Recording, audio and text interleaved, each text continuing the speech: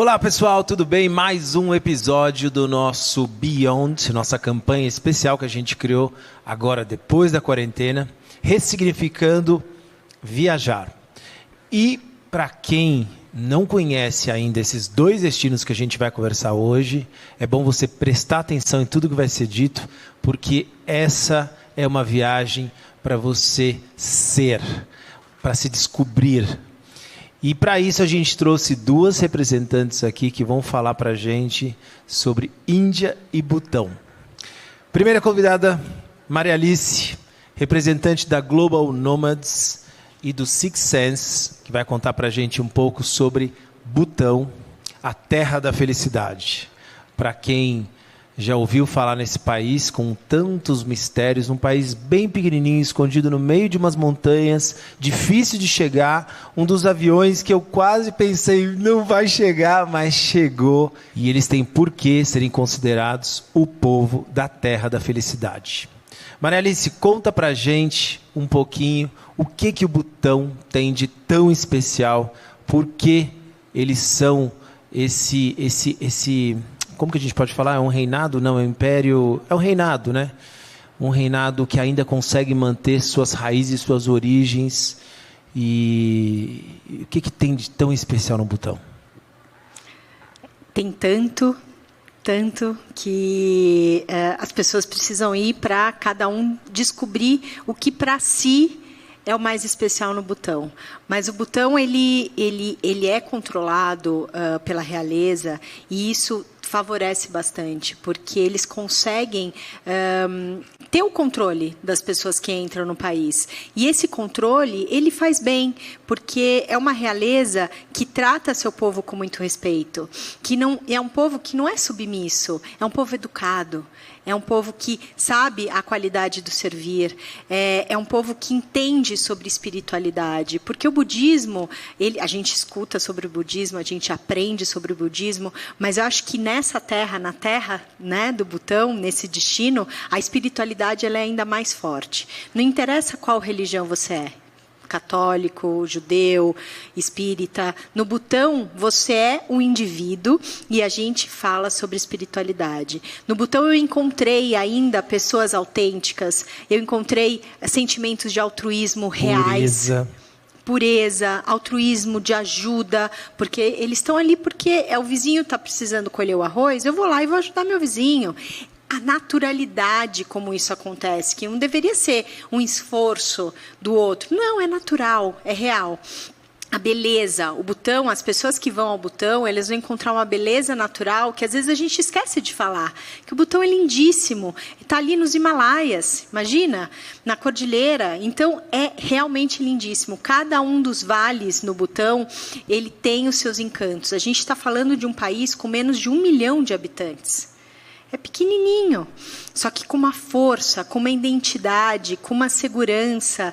Então, realmente nos traz beleza, nos traz espiritualidade, nos traz a natureza, a força na natureza, nos traz história, a herança arquitetônica do Butão, os prédios, imagina, é maravilhoso.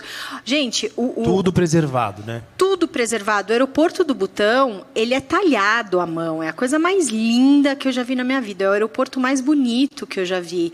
Então, você tem essa herança arquitetônica, você tem cultura, você tem história, você tem espiritualidade, belezas naturais. Então, é realmente um conjunto de muitas coisas que vão levar a você realmente viver essa jornada do Butão, maravilhosa e única. E cada um vai pegar um pedacinho e vai descobrir qual que mais encanta. E incrustado em tudo isso está o Six Sense. Isso que eu ia falar. Viver Quanto tempo tem o Six Sense? Six Sense é incrível, né?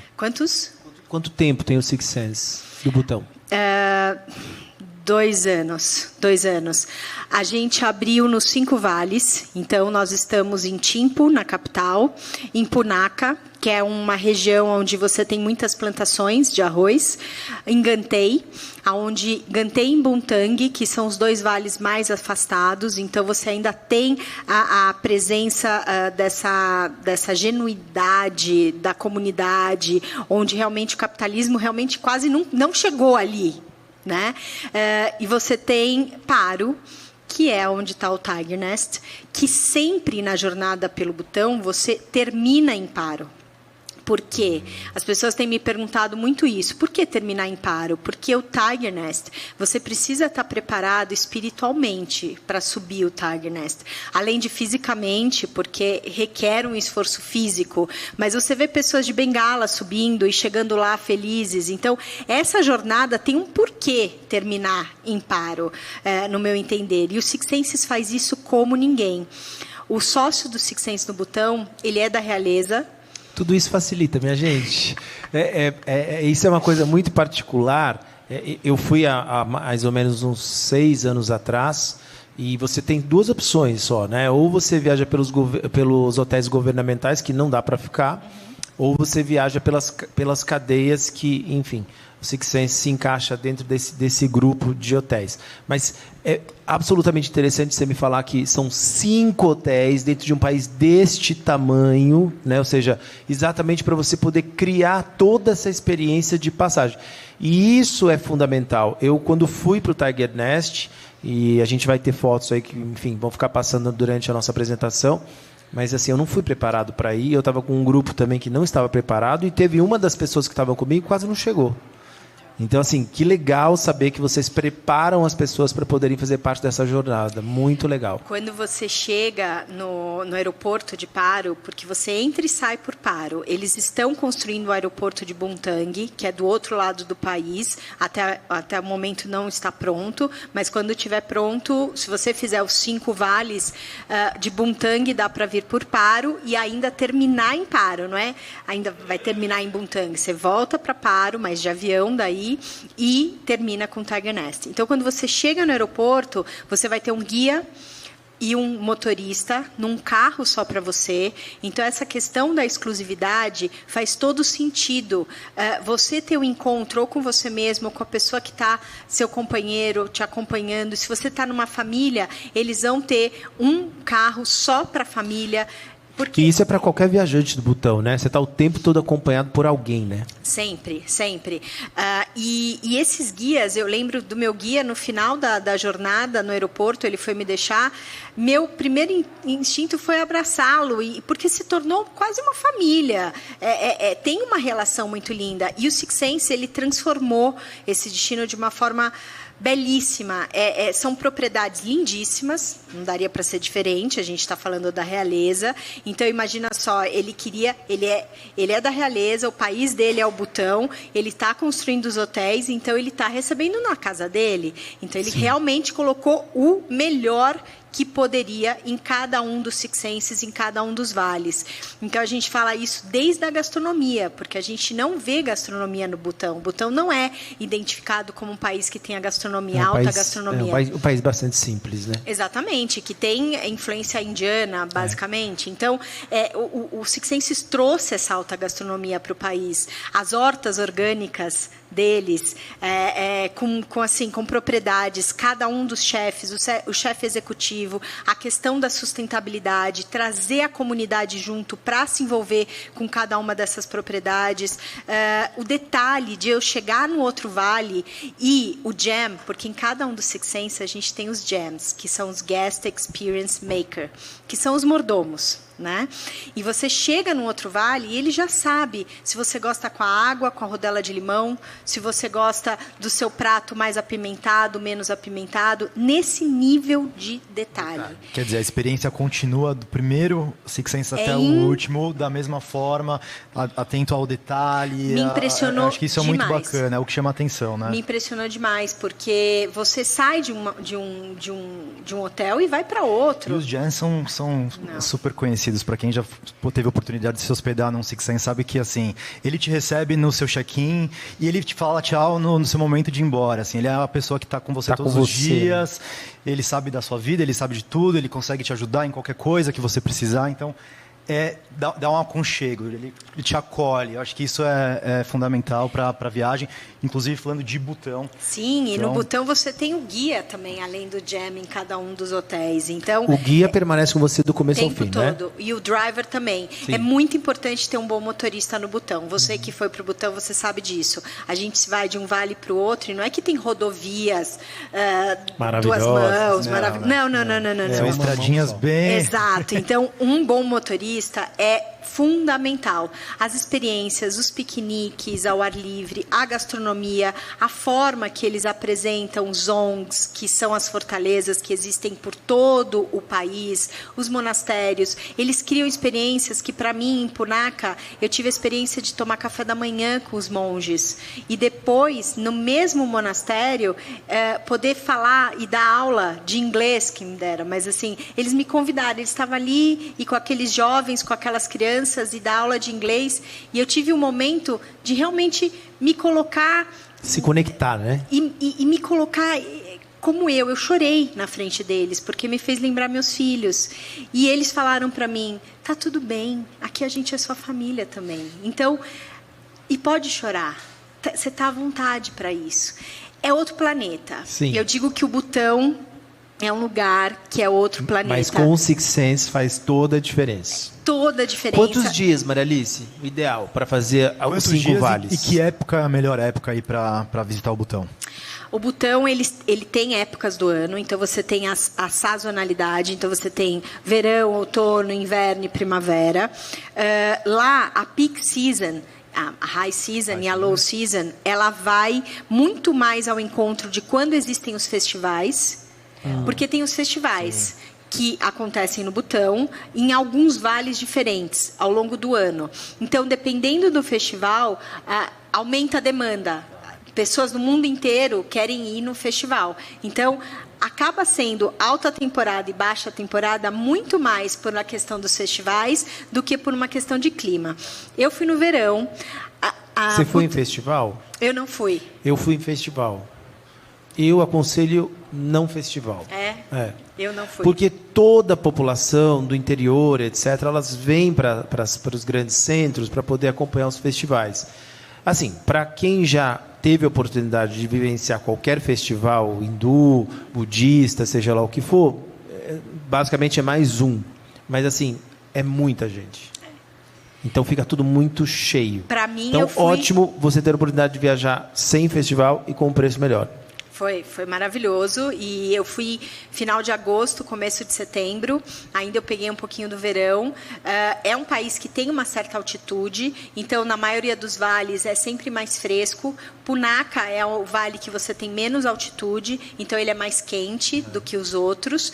Foi uma época do ano que eu vi as plantações de arroz, então estava lindo, estava tudo muito verde, eles estavam tudo inchadinho, eles iam colher, né? Foi uma época que eu recomendo, mas dizem que o inverno é lindíssimo também, lindíssimo. E aí depende da... é muito frio. Então, porque daí o que acontece? Se você vai no inverno, você vai fazer o Tiger Nest mais tarde. No meu caso, eu comecei cedinho, às 7 da manhã. E, diferente, acho que do seu grupo, estava só eu e meu marido, e o meu guia, e o motorista e o driver, que ficamos todos um núcleozinho. E a gente foi até o fim. A gente conseguiu. No final, eles levaram até o guarda-chuva para poupar do sol. e paravam, e a gente respirava junto, e a gente estava junto. Até me emociona, porque é algo que a gente não vê hoje, né? E acho que é tão importante a gente ter isso na vida da gente, passar por experiências como essa e entender como a gente é importante para os outros e como os outros são importantes para a gente. E o quanto que eles, de fato, entendem a importância de alguém estar lá, visitando o país deles. É muito... E é o que a gente trouxe diferente nesse episódio do Beyond, que é realmente o ser, né? É o que vale hoje, é você ter essa paz de espírito e você se doar, você tratar bem o outro, e eu acho que eles fazem isso muito bem, né? Muito bem. E a gente volta olhando o outro de uma forma diferente, acreditando que a gente pode fazer a nossa parte ser diferente, e mesmo a pessoa que fez alguma coisa ruim para você, ou que... Não estou sendo idealista nem romântica aqui, gente, pelo amor de Deus. Não, mas eu assim, acho que é uma coisa que você volta, de fato, pensando de lá, né? Eles têm muita pregação, no bom sentido, sobre tudo isso. Eu lembro, não sei se, enfim, deve estar em vigor ainda, mas eu lembro que tinha determinados dias que você não podia ingerir bebida alcoólica, tem um dia da semana que você não pode pisar numa barata, numa formiga, você não pode matar bicho nenhum. Tem umas coisas assim que são muito deles, mas tudo tem um princípio, tudo tem um porquê, tudo tem uma verdade. E tem né? um respeito.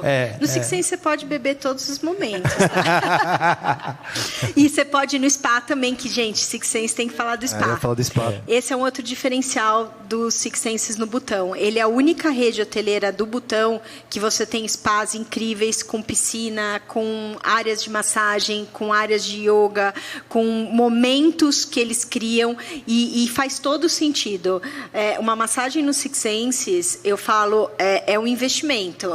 É necessário, porque não é só uma sala bonita. As salas também estão num entorno onde a natureza... No caso do Butão, a natureza ali é o protagonista. Ela praticamente entra na sua sala de massagem. E tem os rituais de Six Senses. A gente que conhece Six Senses no mundo, quando eu vou numa massagem Six Senses, eu já espero alguns rituais, exatamente. E a qualidade dos olhos, dos produtos, a atenção, o que você quer, aonde você quer ser tocado. Então, isso tudo dentro de um destino tão sensível como o Butão faz toda a diferença. E a gastronomia segue na mesma linha também. A gastronomia é maravilhosa. E cada vale, você fala, poxa, então eu vou nos 5 vales, acho que eu vou ter o mesmo menu, né? Como é que...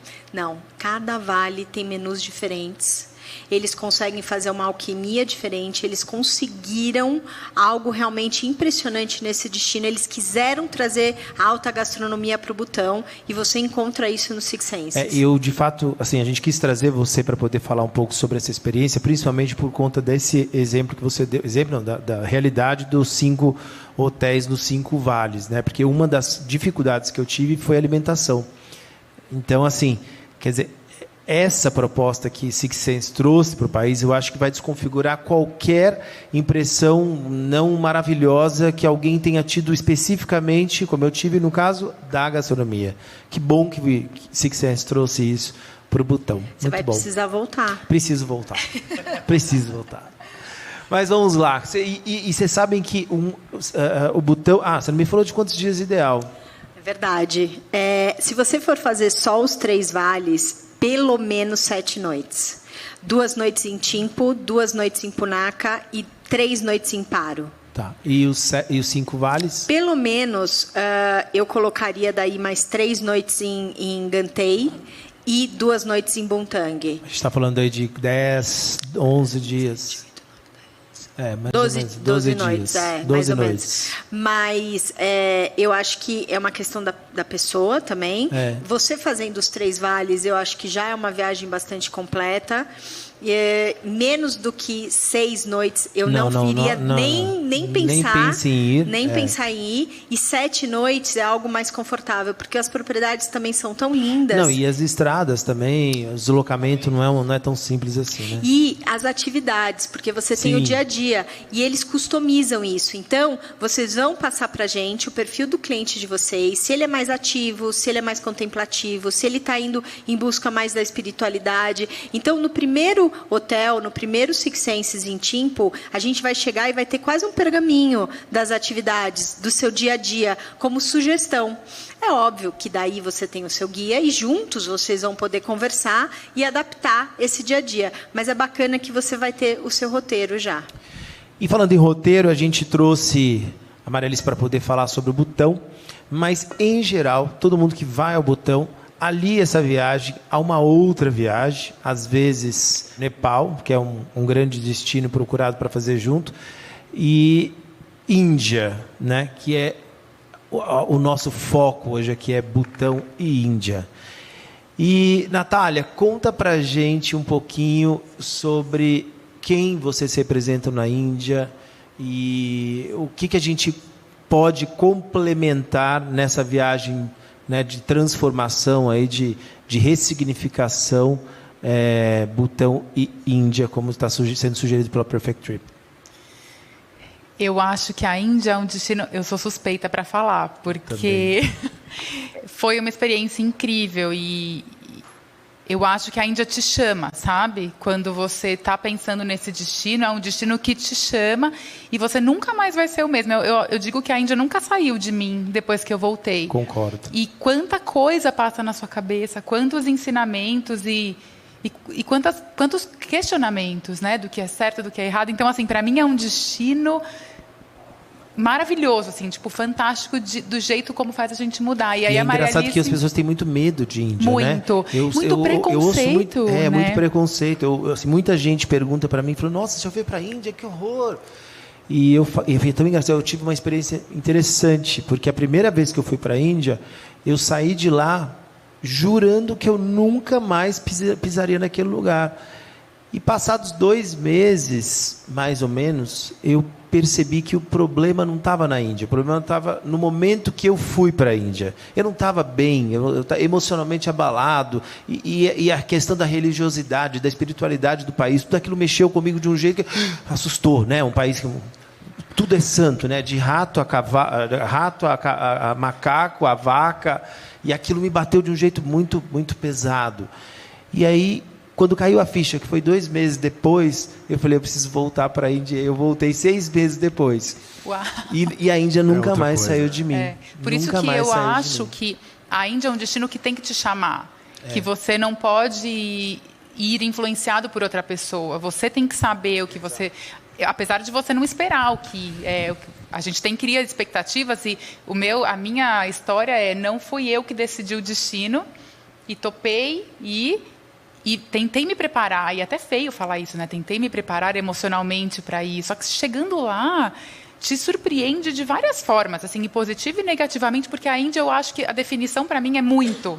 É tudo muito. Tudo muito. É muito espiritualizado, é muita gente. É muita confusão, é muito trânsito, é muita sujeira, é muito sujo, é muita beleza, é muita riqueza, história, é muita verdade. É muito palácio, muitos deuses. Muitos deuses, é tudo muito. Então eu acho que a terra do muito. Esse choque... É a terra da felicidade e a terra do muito.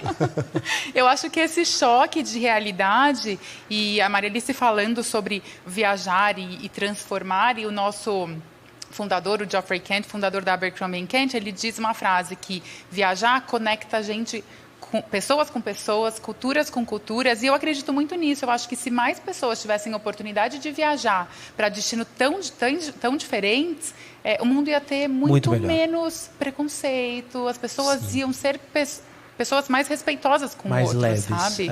Então eu acho que a Índia é uma forma de te transformar nesse sentido. Mas eu acho que o grande segredo enfim, voltei outras vezes para a Índia já com um segredinho na carteira, que é exatamente a gente poder desfrutar de uma rede hoteleira maravilhosa. Eu acho que esse para a gente que é estrangeiro, não adianta que a gente nunca vai acostumar com algumas coisas que a gente vai ver lá, mas, ou seja, entrar nos oásis dos hotéis indianos, de fato, fazem toda a diferença no final do dia para a gente. Toda a diferença. Eu acho que ter o conforto e essa questão mais ocidental, né, de gastronomia e de serviço, te dá uma outra viagem. É uma viagem completamente diferente. Você sentir, literalmente, a Índia é um país que você se sente embebido em ouro, assim, né? Parece que as pessoas...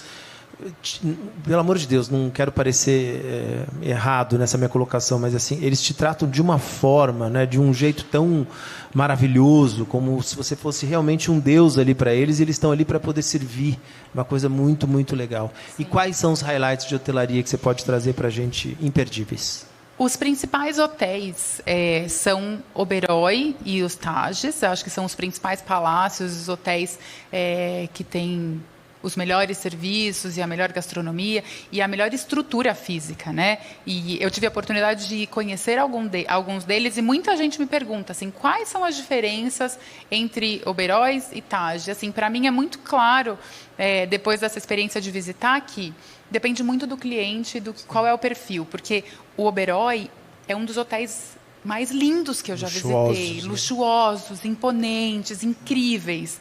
O Taj são hotéis que têm um serviço impecável, mas eles são dentro de palácios históricos. Então, se para você é importante vivenciar a história do Marajá que viveu ali, normalmente eram palácios dos Marajás, né, antigos reis, para você é importante vivenciar aquelas épocas e ver os quadros nas paredes e ficar num quarto, que era uma cozinha especial, uma sala de estar, aí o Taj é para você.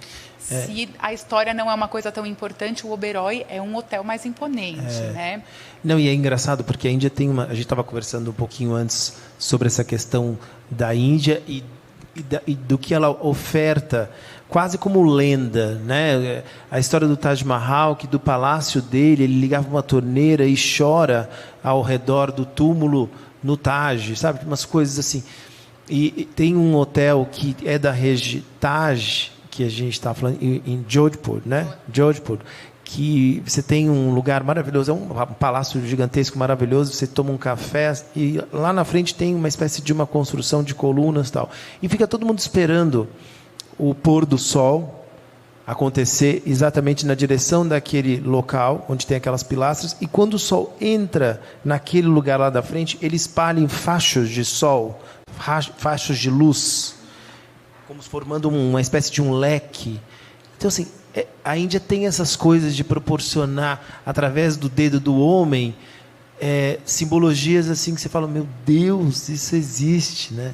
E você fica tocado o tempo todo com essas histórias, né? E falando do Umaid Bhavan, que é esse hotel em Jodhpur, se os clientes forem na época do Holi, que normalmente acontece em março, que é aquele festival de cores, a família do Marajá de Jodhpur ainda vive numa parte, vive numa parte lateral do palácio ali, que faz parte do hotel, e a gente pode organizar para que a festa do Holi, a celebração, seja com a família real. Detalhe importante: 6.000 metros de palácio no canto é onde ele vive.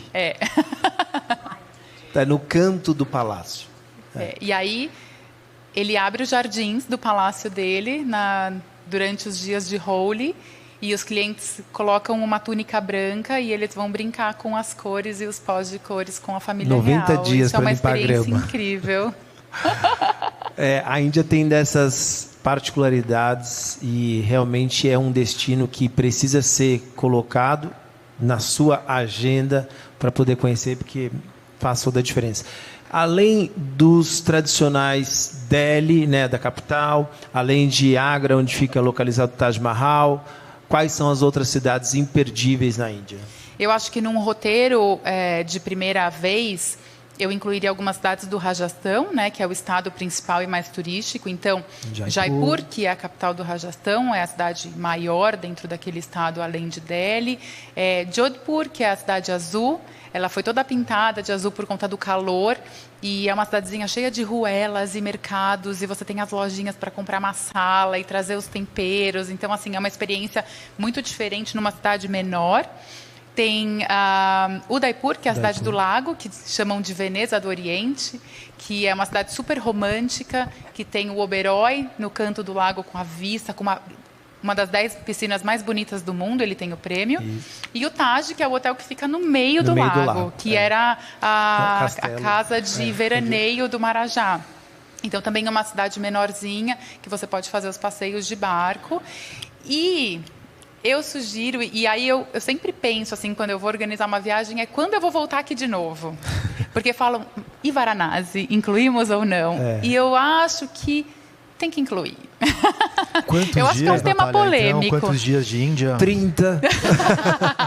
30 dias. Se a gente falar de Rajastão, Agra e Delhi, a gente fala de umas 9, 11 noites. Que não vai ser tão tranquilo, vai ser corrido. Vai ser corrido. Então, o que a gente sugere, na verdade, essa parte de logística, falando de uma forma mais prática, a maioria dos destinos você vai com voos domésticos, e aí o nosso guia vai com o motorista de carro levando as malas para facilitar, assim, despachar a mala. Então, você só vai com a sua mala de mão, não precisa esperar a mala chegar, enquanto ele te encontra lá na outra cidade. Porque as estradas na Índia, às vezes você vai andar 70 quilômetros, são 7, 8 horas de viagem. Exatamente. Então, se a gente somar aí Butão e Índia, a gente pode ficar um mês viajando tranquilamente. Sem problema. Aquela sede que tá todo mundo de viagem, sem sabe? problema. É a viagem perfeita.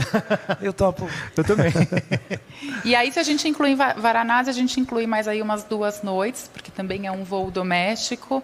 E eu colocaria lá no final, porque se a gente fala que a Índia é muito, Varanasi é ainda mais. Varanasi fica à beira do rio Ganges, onde de fato os hindus entendem que precisam jogar suas cinzas ao morrer. Né? Então é muito comum você ver aquele bando de pessoas mais velhas que estão lá já esperando a hora chegar, né? Enfim, hoje em dia de o governo tem um hospital, uma torre, um prédio onde essas pessoas, que são pessoas que normalmente não têm dinheiro, vão para morrer. Porque elas largam tudo, né? Não é que elas não têm dinheiro. Não, elas largam tudo para poder se direcionar a Varanasi e viver de fato de doação. Exatamente. Enfim. E aí tem um outro passeio muito interessante para quem gosta do budismo também, porque lá perto de Varanasi tem o lugar onde o Buda teve a iluminação. Isso, e eu acho que é um passeio muito interessante também para fazer com guia, visitar o museu, que aí já é a parte budista da cidade, sim, e visitar onde o Buda teve a sua iluminação. Então, eu acho que considerando de 9 a 12 noites, mais ou menos, para a Índia. Minha última pergunta para vocês, então. Maria Alice, highlight de Butão. Me pegou. Quero voltar. Posso falar que eu quero voltar? Quero voltar, tá bom, pode. Posso falar que eu quero voltar? Pode. Melhor highlight. E acredito que as pessoas deveriam viver essa experiência uma vez na vida. Concordo. E você? Me conta, Na Nath. minha experiência pessoal de viagem, o guia de Varanasi. E é muito engraçado falar rapidinho sobre guias, porque a gente é muito curioso sobre o povo, né? E você vai trocando de cidade, trocando de guia, vai fazendo umas perguntas e conhecendo os costumes. E o nosso guia de Varanasi, ele era um guru.